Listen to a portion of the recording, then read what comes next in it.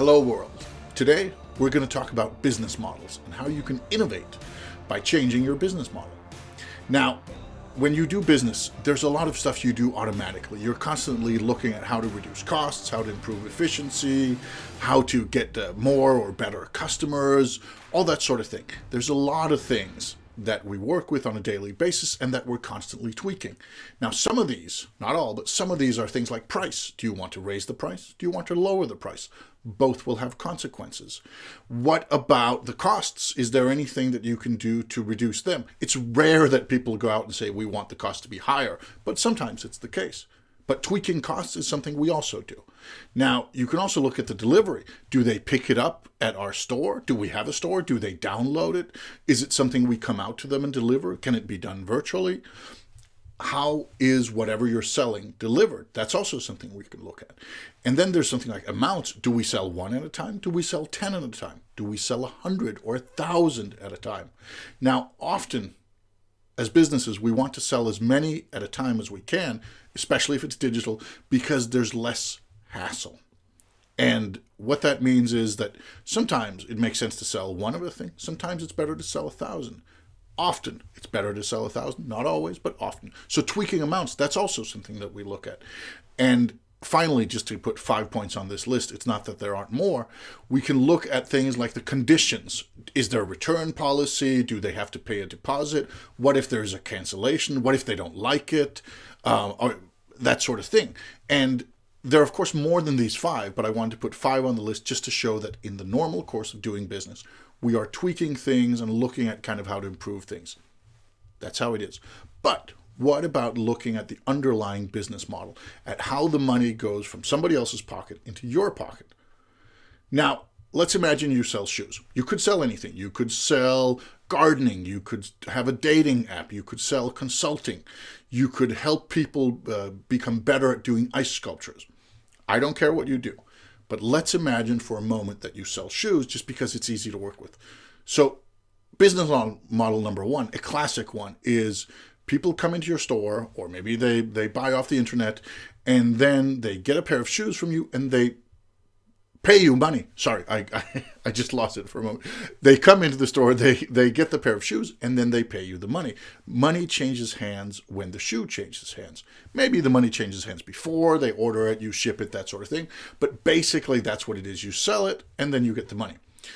Second option is you do exactly the same, except you get payment later. Maybe they get 6 months of credit. Maybe they pay in monthly installments. If you have something big and expensive, that's a classic way to do it.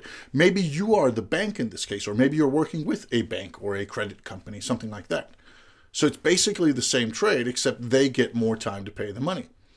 Now, option number 3 is that you could charge them a subscription fee. So they come into your store, and then you give them the shoes, and they pay just a little bit, but they keep paying as long as they have them. Is that a better option? Is it a worse option? There are plenty of things that function that way. But sometimes people want to buy. Other times they just want to be subscribers. Subscription, huge thing at the moment. Only going to get bigger. Option number 4, you could charge them when they actually use the stuff. Imagine putting in a small digital reader in the shoes that can sense if there's a foot in them. I don't know if anybody's done that, but I don't think that it's too hard to do technologically. And then it just charges them whenever they use the shoe. So as long as the shoes are just standing in their hallway, well, they're not charged, or maybe they're charged a very small amount. So that's also a way of doing it, that you charge per use. Now, you could also imagine that they can use the shoes for free as long as they buy something bigger. Maybe these are bowling shoes, and when you go to a bowling alley and you buy for bowling, then the shoes are for free as part of the deal, part of a bigger purchase. That's one way of doing it. Maybe you are using your shoes at a football arena and people can come and play football, and then they borrow the shoes for free. They're part of the package. That's another classic way of doing it. Or you could let them rent the shoe, just like people rent cars. You could let them rent the shoe for a certain amount of time. I want to rent these shoes for 3 days or for 6 days. A lot of costuming shops do that. A lot of kind of high-end effects, props, that sort of thing. Then you rent it for a certain amount of time. You pay for the time. So you can have these nice shoes for just the party you need them for, and then you just hand them back. That's a way of doing it. You could also give them the shoes. Just say, hey, here's shoes. They're free. And then you get somebody else to pay for them. Maybe it's an organization. Maybe you're trying to help disadvantaged kids. Maybe you're trying to help somebody in a poor place of the world. Maybe you're thinking, if I just give them the shoes, then I can get somebody else to pay for it. That might be a thing.